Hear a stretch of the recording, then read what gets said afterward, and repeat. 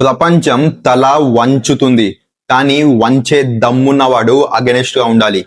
ఎవరు టచ్ చేయలేదు అనుకున్న యుఎస్ఏ ఇజ్రాయెల్ కి చుక్కలు చూపించింది ఇరాన్. వాళ్ళతోనే సరెండర్ అయ్యేలా చేసింది. ఫైనల్ గా US president Donald Trump cease fire announce చేసిండు. కానీ ఇక్కడనే ఉంది అసలైన ట్విస్ట్. ఇది రెండు దేశాలు మాట్లాడుకొని చేసుకున్న నార్మల్ సీజ్ ఫైర్ అస్సలు కాదు.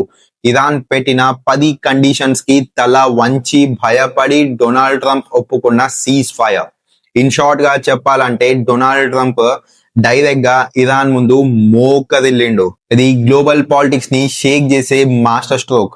యుఎస్ఏ అండ్ ఇజ్రాయెల్ లాంటి రెండు మోస్ట్ పవర్ఫుల్ దేశాలను ఒంటి చేత్తో ఎదుర్కొని వాళ్ళని వెనక్కి తగ్గేలా చేసి ఇరాన్ ఈ యుద్ధాన్ని అఫీషియల్ గా గెలిచింది. ఇంతకీ యుఎస్ లాంటి సూపర్ పవర్స్ ని వణికించి ఇరాన్ డిమాండ్ చేసిన ఆ 10 కండిషన్స్ ఏంటో నేను ఇక్కడ ఫోటో పెడతా, స్క్రీన్ షాట్ తీసుకోండి. ఒకవేళ ఈ యుద్ధంలో మీరు ఇరాన్ ని సపోర్ట్ చేసిన వాళ్ళైతే ఫాస్ట్ గా లైక్ అండ్ ఫాలో చేసి ఇండియా ఇరాన్ బ్రదర్స్ అని కామెంట్ చేయండి.